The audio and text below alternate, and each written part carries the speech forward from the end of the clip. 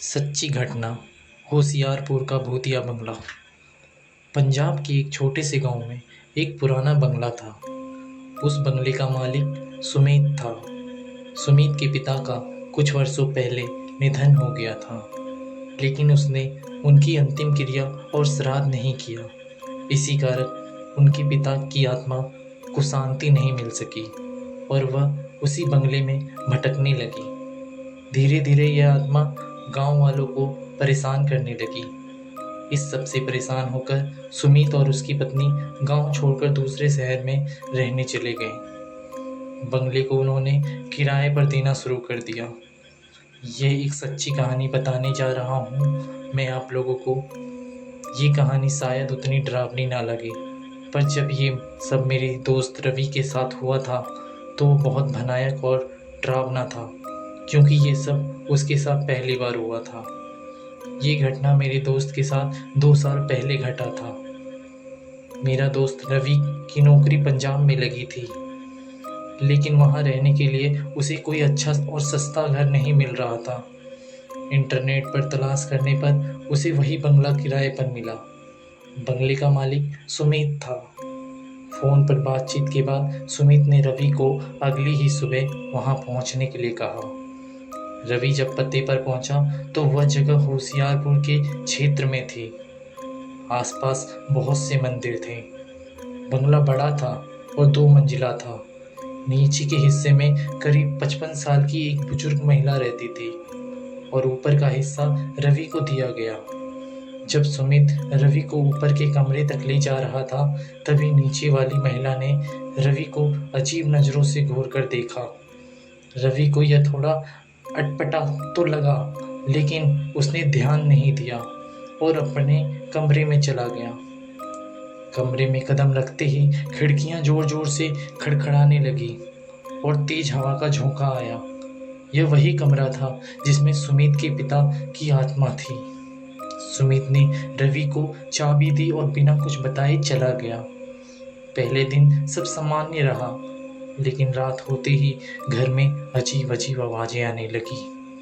कभी किसी के रोने की, कभी कदमों की आहट।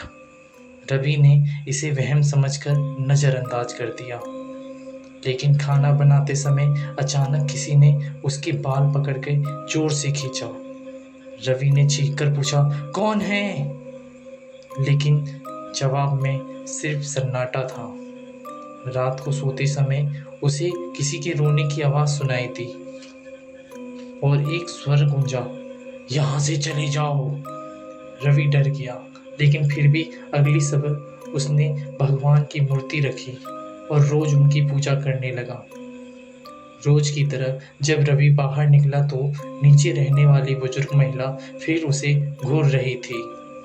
एक बार रवि ने उनसे पूछ ही लिया, आप मुझे ऐसे क्यों देखती हैं? पहले वो चुप रही, फिर धीरे से बोली, तुम यहाँ कैसे रह लेते हो? तुमसे पहले जितने भी लोग यहाँ आए वो दिन से ज्यादा नहीं टिक पाए। तुम 9 दिन कैसे रह गए? रवि हैरान रह गया। उसने पूछा, यहाँ ऐसा क्या हुआ है? लेकिन महिला बिना कुछ कहे वहां से चली गई। उस रात बंगले में अजीब घटनाएं और तेज हो गई। कभी पानी के नल अपने आप चल पड़ते, कभी अलमारी से कपड़े बाहर गिर जाते, कभी बर्तनों के गिरने की आवाज आती। एक दिन आईने के सामने कंघी करते हुए रवि ने देखा कि उसके पीछे एक बुजुर्ग आदमी खड़ा है, जिसके चेहरे पर गहरे घावों के निशान थे। यह देखकर उसका खून जम गया। वह चीखते हुए बाहर भागा। नीचे वाली महिला ने उसे बताया, इस घर में सुमित के पिता की आत्मा भटक रही है। उनका श्राद्ध नहीं किया गया, इसलिए उन्हें शांति नहीं मिली। यही कारण है यहाँ रहने वाले जो भी आते हैं वह चैन से नहीं रह पाता। रवि ने ये सब सुमित को बताया और उससे विनती की कि वह अपने पिता का श्राद्ध कराए।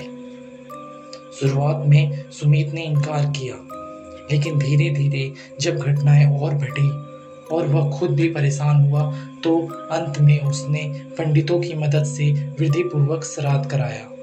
श्राद्ध के बाद आत्मा को शांति मिली और बंगले में अजीब घटनाएं बंद हो गई। इस घटना से रवि ने एक गहरी सीख ली।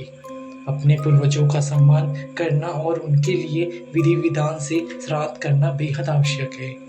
जिन आत्माओं का श्राद्ध नहीं होता है वो भटकती रहती है और जीवन